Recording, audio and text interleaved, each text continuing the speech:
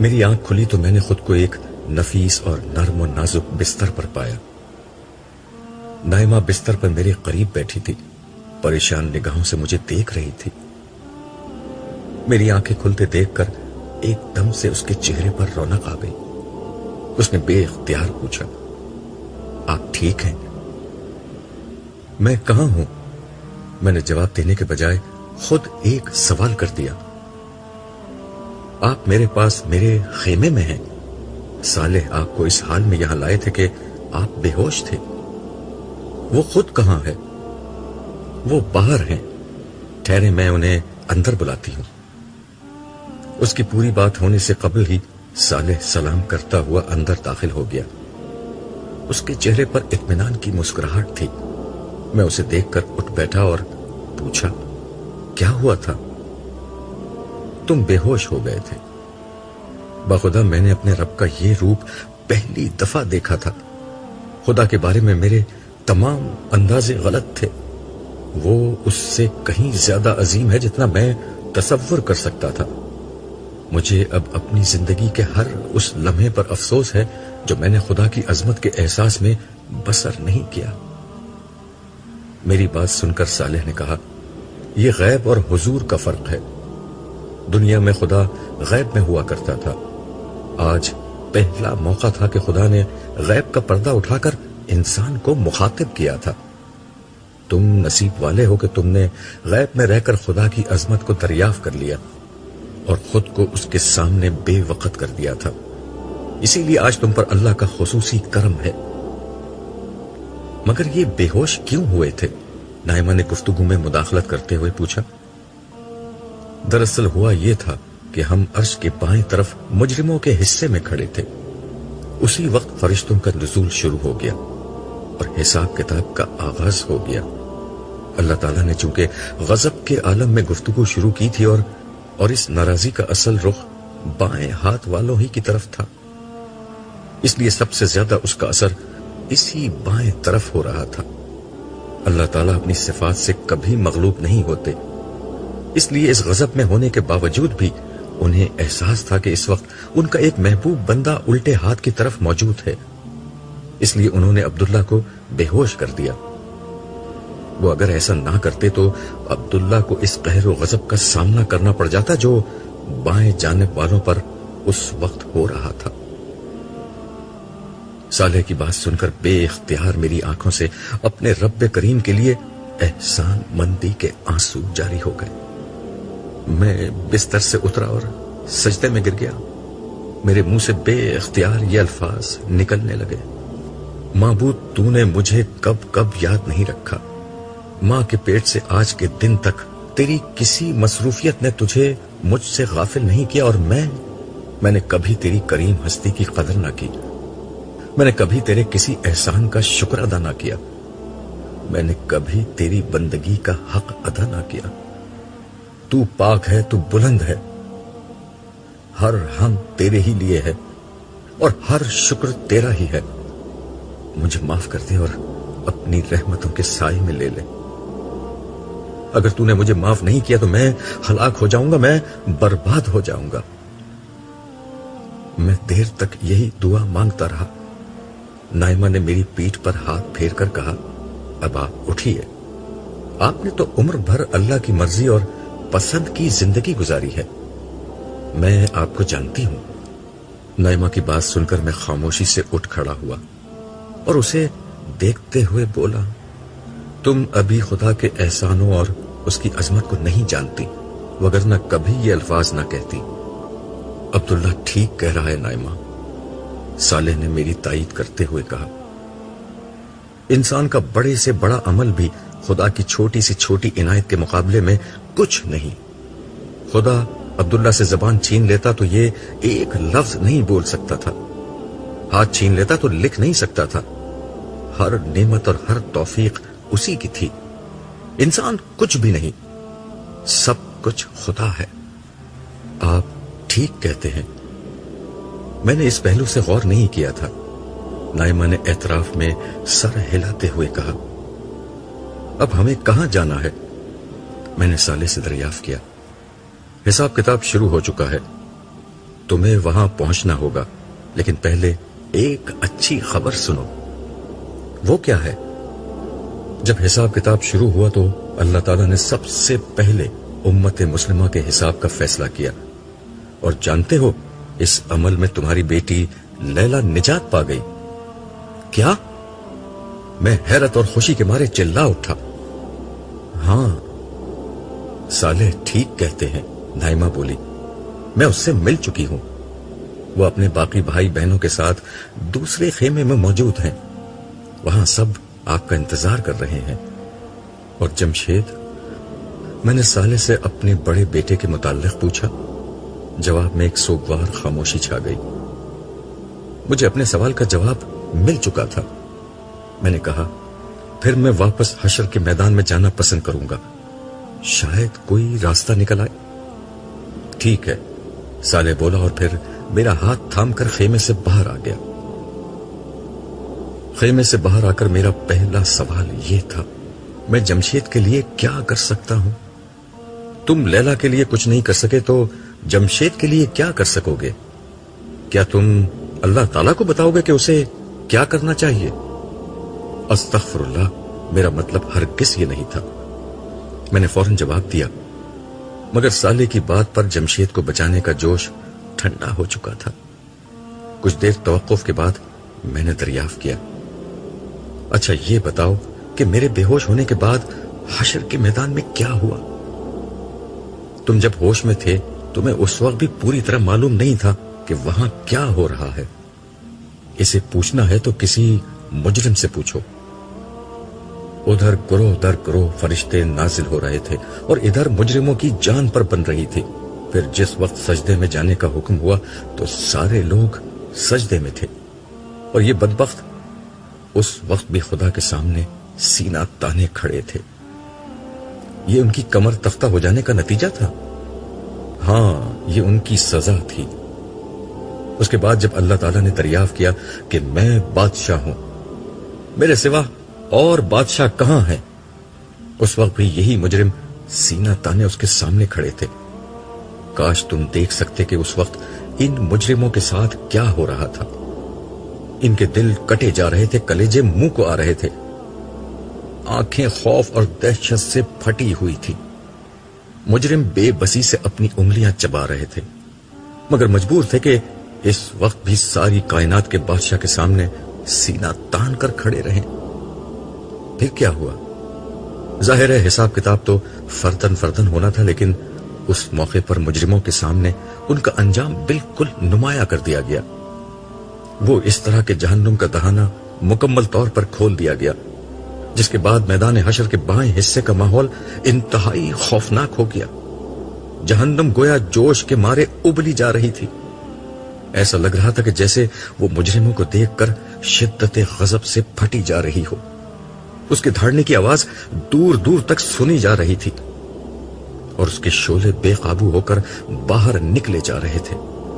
یہ شعلے اتنے بڑے تھے کہ ان سے اٹھنے والی چنگاریاں بڑے بڑے محلات جتنی وسیع و عریض تھیں۔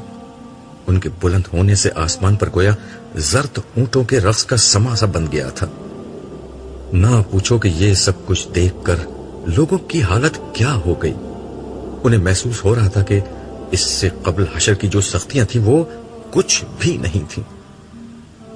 حساب کتاب کیسے شروع ہوا؟ سب سے پہلے حضرت آدم کو پکارا گیا، جو پوری انسانیت کے باپ اور پہلے نبی تھے۔ انہوں نے عرض کیا، لبیک، میں حاضر ہوں اور تیری خدمت میں مستعد ہوں، اور سب بھلائیاں تیرے دونوں ہاتھوں میں ہیں۔ اپنی اولاد میں سے اہل جہنم کو الگ کر لو۔ حکم ہوا، کتنوں کو الگ کروں؟ انہوں نے دریافت کیا تو فرمایا گیا، ہر 1000 میں سے 999۔ تم اندازہ نہیں کر سکتے عبداللہ یہ سن کر حشر کے میدان میں کیا کوہرام مچ گیا تھا۔ لیکن اتنی بڑی تعداد میں لوگوں کی جہنم کا فیصلہ کیوں ہوا؟ میں نے دریافت کیا۔ یہ فیصلہ نہیں، اس بات کا اظہار تھا کہ میدان حشر میں جو لوگ موجود ہیں ان میں 1000 میں سے ایک ہی اس قابل ہے کہ جنت میں جا سکے۔ دراصل انسانیت مجموعی طور پر ایمان و اخلاق کے امتحان میں بری طرح فیل ہوئی ہے۔ چنانچہ اللہ تعالیٰ کے عدل کے تحت اصولی طور پر اتنے ہی لوگ جہنم کے مستحق ہو چکے ہیں، مگر جیسا کہ رسول اللہ صلی اللہ علیہ وسلم نے دنیا میں بتا دیا تھا کہ اللہ تعالیٰ کی رحمت کے 100 حصے کیے جائیں تو اس کی رحمت کا صرف ایک حصہ دنیا میں ظاہر ہوا تھا، اور باقی 99 حصے اس نے آج کے دن کے لیے روک رکھے تھے۔ چنانچہ اس کی رحمت کا ظہور ہوا اور اس نے ناکام لوگوں کی جہنم کا فیصلہ سنانے کے بجائے پہلے مرحلے پر ان لوگوں کو بلانے کا فیصلہ کیا جن کے کامیاب ہونے اور نجات پانے کے امکانات سب سے زیادہ تھے، یعنی مجموعی طور پر اچھے لوگ۔ ہاں، ہر امت کے ان لوگوں کو جن کی نجات بس ایک رسمی حساب کتاب کا تقاضا کرتی ہے۔ اس عمل کا آغاز امت مسلمہ سے شروع ہو چکا ہے، مگر دیگر امتوں کا نمبر بھی جلد آ جائے گا، کیونکہ کل انسانی آبادی میں سے ایسے لوگ صرف 1% ہی ہیں۔ باقی لوگوں کا معاملہ وہ بعد میں دیکھیں گے۔ اس کا فائدہ یہ ہوگا کہ اگر حشر کی سختی کسی کے گناہوں کا بدل بن سکتی ہے تو بن جائے۔ یہ کہنے کے بعد صالح لمحے بھر کو رکا اور پھر تعصب سے بولا، ویسے میں دوسرے لوگوں کے لیے زیادہ امکانات نہیں دیکھتا۔ کیوں؟ میں نے پوچھا۔ اس کی وجہ شرک ہے۔ اللہ تعالیٰ شرک کے معاملے میں بہت غیرت مند ہے۔ تم جانتے ہو کہ انسانیت کا ہر دور میں سب سے بڑا مسئلہ شرک ہی رہا ہے۔ اسی شرک کی وجہ سے آج سب سے زیادہ لوگ مارے جائیں گے، کیونکہ شرک کی معافی کا امکان نہ ہونے کے برابر ہے۔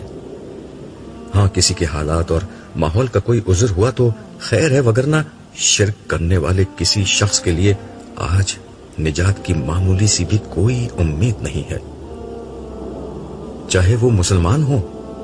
میں نے دریافت کیا۔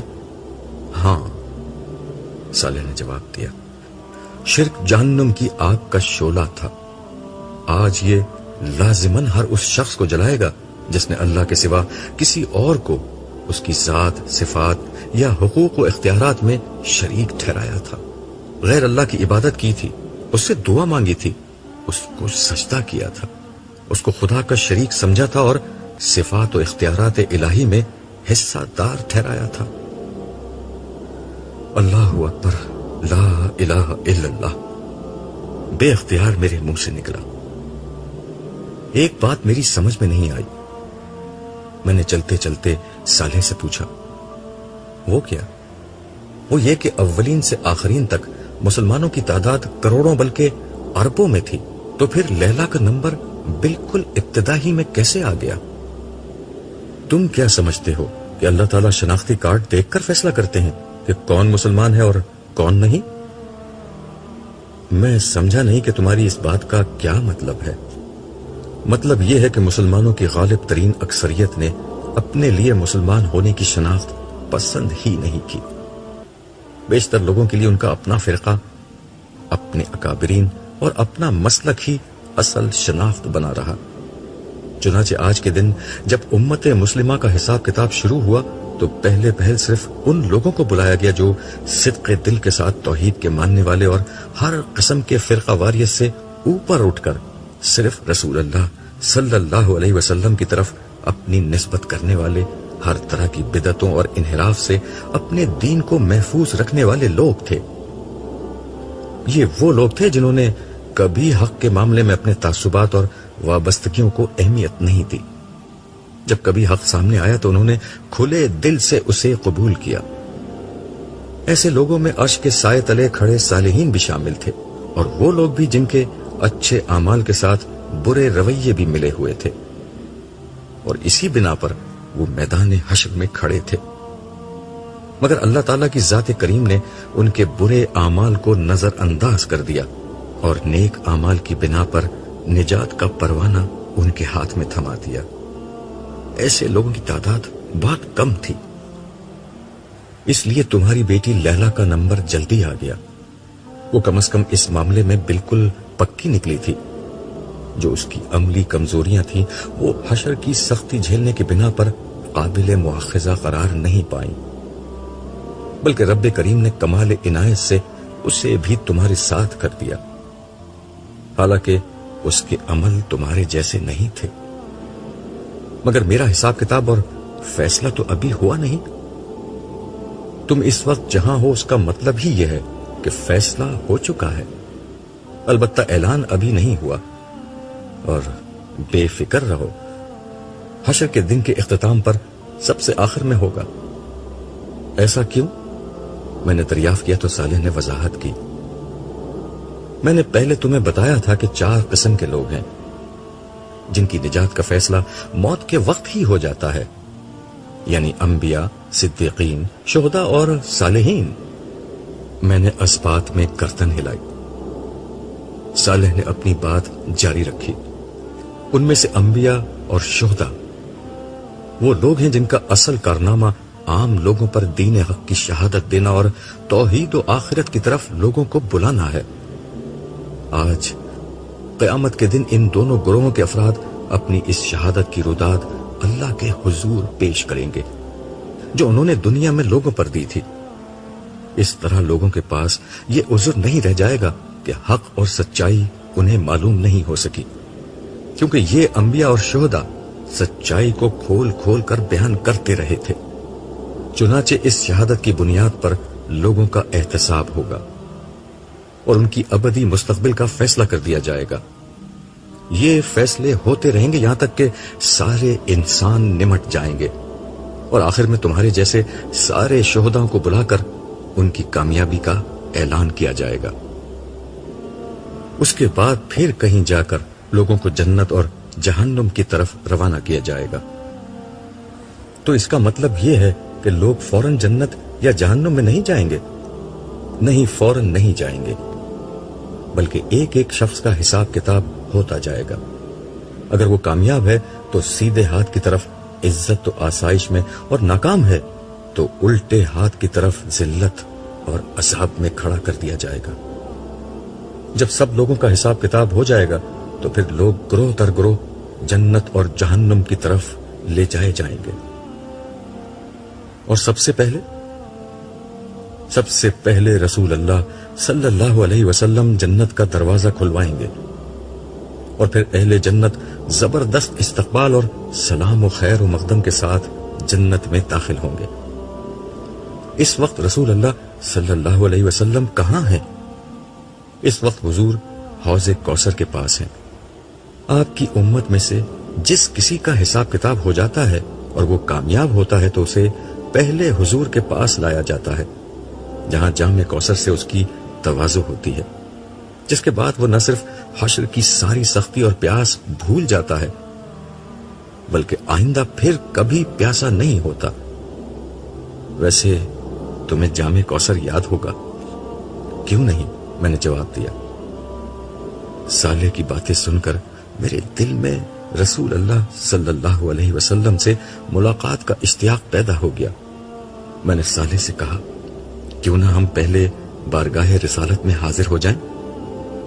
ابھی میری زبان سے جملہ نکلا ہی تھا کہ ایک صدا بلند ہوئی، امت محمدیہ کے کامیاب لوگوں کا حساب مکمل ہو گیا ہے، اب امت عیسوی کا حساب شروع ہو رہا ہے۔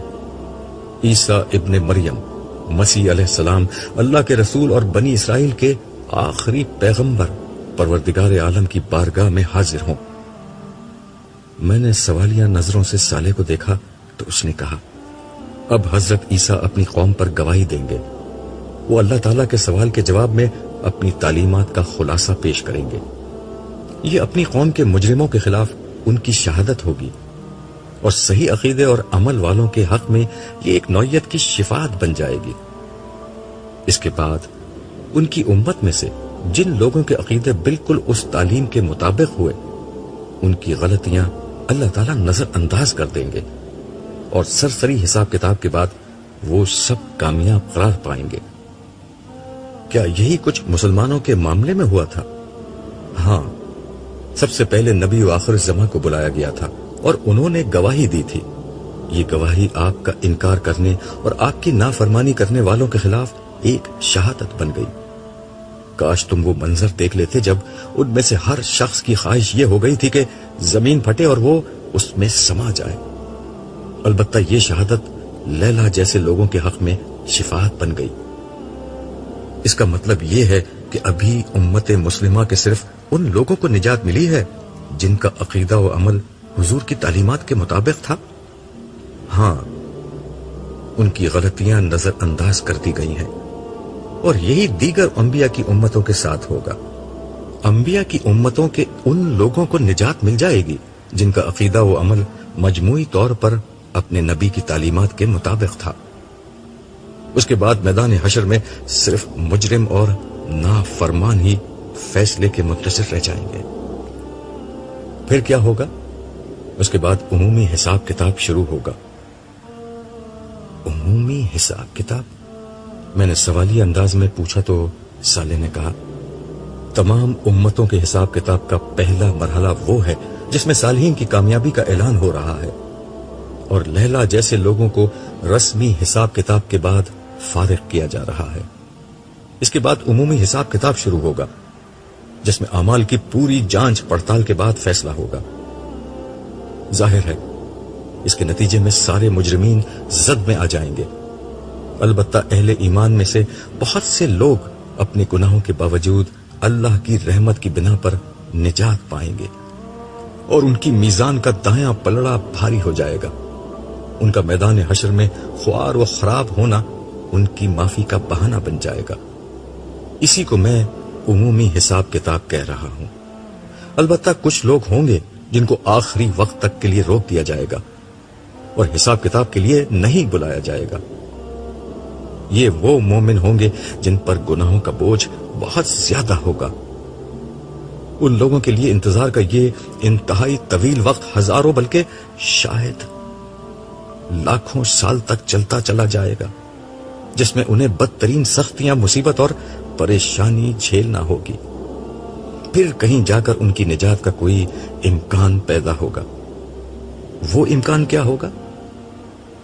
وہ امکان اللہ تعالیٰ کی اس رحمت کا ظہور ہے کہ وہ اپنے عدل کے مطابق لوگوں کو مکمل سزا دینے کے بجائے حشر کی سزا کو ان کے گناہوں کا کفارہ بنا دے گا، اور اس کے بعد ان کی معافی کا سبب اپنے نبیوں اور خاص کر رسول اللہ صلی اللہ علیہ وسلم کی اس درخواست کو بنا دے گا کہ ان کا حساب کتاب بھی کر ہی دیا جائے۔ مگر حشر کی اتنی تکلیف اٹھانا اور پھر نجات پانا تو کوئی اچھا طریقہ نہیں ہوا۔ میں نے تعصب بھرے لہجے میں پوچھا تو صالح نے جواب میں کہا، اچھا طریقہ بتانے ہی تو انبیاء کرام آئے تھے کہ ایمان لاؤ، عمل صالح کرو، اور کوئی غلطی ہو جائے تو معافی مانگ لو۔ نجات کا سب سے سادہ اور آسان نسخہ یہی تھا، مگر نبیوں کی بات کسی نے سنی ہی نہیں، اور اس کا نتیجہ آج بھگت لیا۔ میں نے اس کی تائید کرتے ہوئے کہا، تم ٹھیک کہہ رہے ہو، یہ تو بڑی خرابی اور خواری کے بعد معافی ہوئی۔ میں تو لیلا کی پریشانی نہیں دیکھ سکا جو ابتدا ہی میں نجات پا گئی، تو ان لوگوں کا کیا ہوگا جو آخر تک انتظار کرتے رہیں گے اور حشر کی سختیاں اور مصائب برداشت کرتے رہیں گے۔ میرے بھائی، تم نے لیلا کو جن حالات میں دیکھا تھا وہ تو بہت اچھے تھے، لیکن اب میدان حشر کا ماحول بہت بھیانک ہو چکا ہے۔ اس کی وجہ یہ ہے کہ جہنم کا دہانہ مکمل طور پر کھول دیا گیا ہے، جس کے بعد صرف حشر کی گرمی ہی نہیں بلکہ جہنم کا نظارہ اور اس میں جانے کا امکان بھی لوگوں کو مارے ڈال رہا ہے۔ اللہ تعالیٰ کا غضب مجرموں پر بھڑک رہا ہے۔ لوگ اپنے سامنے تباہی اور رسوائی کے دروازے کھلے دیکھ رہے ہیں۔ یہ سب اتنا ہولناک ہے کہ انسان کی برداشت سے باہر ہے۔ سب سے بڑی بات یہ ہے کہ کسی کو نہیں معلوم کہ اس کے ساتھ کیا ہوگا۔ اس لیے اس وقت تم اہل محشر کے خوف اور ان کی ذہنی و جسمانی عذاب اور نفسیاتی اذیت کا اندازہ نہیں کر سکتے۔ میں دل میں سوچنے لگا، کیا یہی وہ طریقہ تھا جس کے ذریعے سے لوگ نجات کی آس لگا بیٹھے تھے؟ کاش لوگ دنیا ہی میں سمجھ لیتے کہ نجات کا انحصار ایمان اور عمل صالح پر ہوگا۔ حضور نے ساری عمر اسی کی دعوت دی تھی، مگر لوگوں کی خوش فہمیوں کا کیا کیجیے۔ حضور کی اصل دعوت کو انہوں نے پیچھے پھینک دیا اور اپنے گمانوں کی جھوٹی دنیا آباد کر لی۔ ان کا خیال تھا کہ وہ کچھ نہ بھی کریں تو شفاعت انہیں بخشوا دے گی۔ مگر آج یہ بالکل واضح ہو چکا ہے کہ نجات ایمان اور عمل صالح پر ملے گی۔ ہر وہ بڑا گناہ جس کی توبہ نہیں کی، اس کی سزا آج حشر کی سختی اور جہنم کے بھیانک سائے تلے بھگتنا پڑے گی۔ اے کاش کہ لوگوں کو یہ بات آج سمجھ آنے کے بجائے دنیا ہی میں سمجھ آ جاتی تو ان کی ساری زندگی توبہ کرتے گزرتی۔ میں اپنی سوچوں میں گم تھا کہ صالح نے مجھے دیکھ کر کہا، میرا خیال ہے کہ حوض کوثر پر جانے سے قبل حضرت عیسیٰ کی گواہی کا منظر دیکھ لیتے ہیں، پھر رسول اللہ صلی اللہ علیہ وسلم کے پاس چلیں گے۔ ہم ایک دفعہ پھر میدان حشر میں آ چکے تھے، مگر اس دفعہ ہم عرش الہی کے دائیں طرف کھڑے تھے۔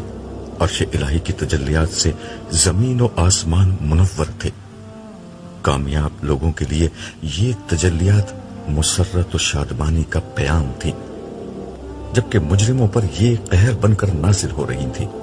عرش الہی کے چاروں طرف فرشتے ہاتھ باندھے حلقہ در حلقہ کھڑے تھے۔ سب سے پہلے حاملین عرش تھے اور ان کے بعد درجہ بدرجہ دیگر فرشتے۔ ان فرشتوں کی زبان پر حمد و تسبیح اور تکبیر و ثنا کے کلمات تھے۔ حضرت عیسیٰ اللہ تعالیٰ کی بارگاہ میں حاضر ہو چکے تھے، جبکہ اول سے آخر تک سارے عیسائیوں کو میدان حشر میں موجود فرشتوں نے دھکیل کر عرش کے قریب کر دیا تھا۔ ارشاد ہوا، عیسیٰ ابن مریم قریب آؤ۔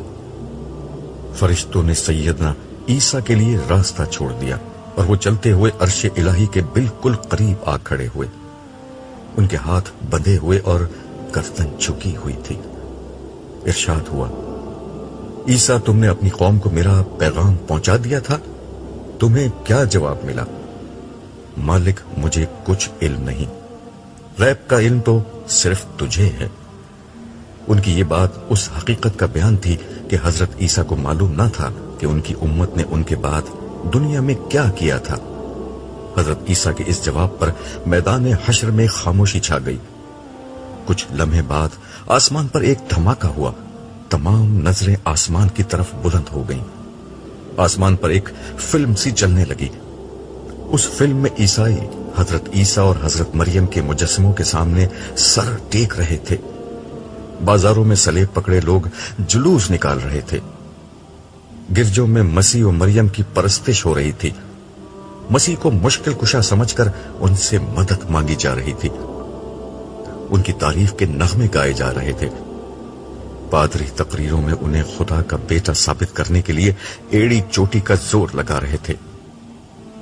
میں یہ منظر دیکھتا ہوا سوچ رہا تھا کہ عیسائیوں نے انسانی تاریخ کے سب سے بڑے شرک کو جنم دیا تھا، حالانکہ اللہ تعالیٰ نے تو اپنے پیغمبر حضرت عیسیٰ کو توحید ہی کی دعوت دے کر بھیجا تھا۔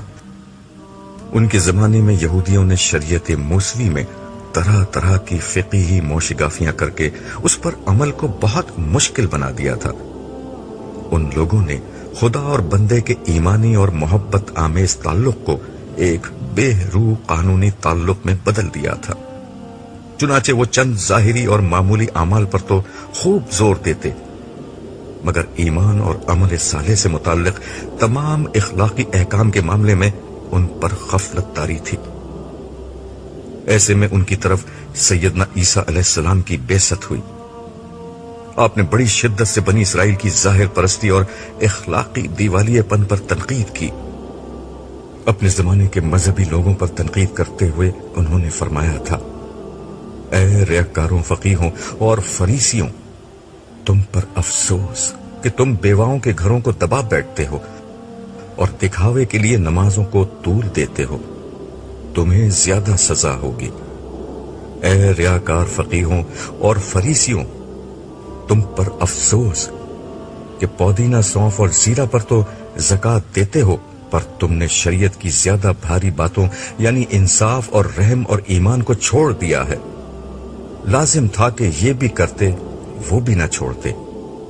اے اندھے راہ بتانے والوں، جو مچھر کو تو چھانتے ہو اور اونٹ کو نگل جاتے ہو، اے ریاکار فقیہوں اور فریسیوں، تم پر افسوس کہ پیالے اور رکابی کو اوپر سے صاف کرتے ہو، مگر وہ اندر لوٹ اور ناپرہیزگاری سے بھرے ہیں۔ اے اندھے فریسی، پہلے پیالی اور رکابی کو اندر سے صاف کر تاکہ وہ اوپر سے بھی صاف ہو جائے۔ اے ریاکار فقیہوں اور فریسیوں، تم پر افسوس کہ تم سفیدی پھری ہوئی قبروں کی مانند ہو، جو اوپر سے تو خوبصورت دکھائی دیتی ہیں مگر اندر مردوں کی ہڈیوں اور ہر طرح کی نجاست سے بھری ہیں۔ اسی طرح تم بھی ظاہر میں تو لوگوں کو راس باز دکھائی دیتے ہو مگر باطن میں بے دینی اور ریاکاری سے بھرے ہو۔ آپ کی اس تنقید پر یہودی آپ کے سخت دشمن ہو گئے اور یہاں تک کہ وہ آپ کے قتل پر آمادہ ہو گئے، مگر اللہ تعالیٰ نے آپ کو ان کے مکر سے بچا کر اپنی طرف اٹھا لیا۔ بدقسمتی سے مسیح کے بعد سینٹ پال نامی آپ کے کٹر یہودی دشمن نے آپ کی پیروی کا لباس پہن کر آپ کی پوری تعلیمات کو مسخ کر کے رکھ دیا۔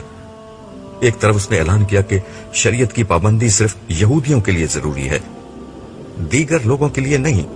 دوسری طرف اس نے حضرت عیسیٰ اور ان کی والدہ کو الوحیت کے مقام پر فائز کر دیا۔ چنانچہ آہستہ آہستہ عیسائیت دنیا کا سب سے بڑا مشرکانہ مذہب بن گیا۔ عیسائی مسیح کو خدا کا بیٹا سمجھتے، مشکل کشا سمجھ کر ہر مصیبت میں ان کا نام لیتے، مگر یہ ایک جھوٹ تھا جس کا جھوٹ ہونا آج بالکل کھل گیا ہے۔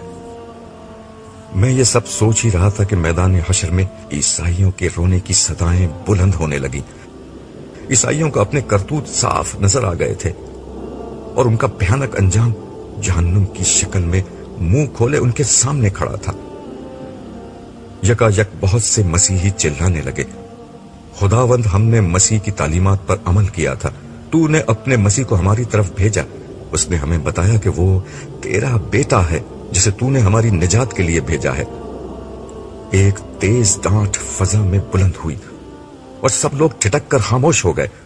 مسیح سے پوچھا گیا، عیسیٰ، کیا تم نے ان لوگوں سے کہا تھا کہ اللہ کو چھوڑ کر مجھے اور میری ماں کو اپنا معبود بنا لو؟ گرچہ یہ ایک بہت سادہ سا سوال تھا مگر یہ سنتے ہی حضرت عیسیٰ پر لرزہ طاری ہو گیا۔ ان کے پاؤں کے لیے ان کا بوجھ اٹھانا مشکل ہو گیا۔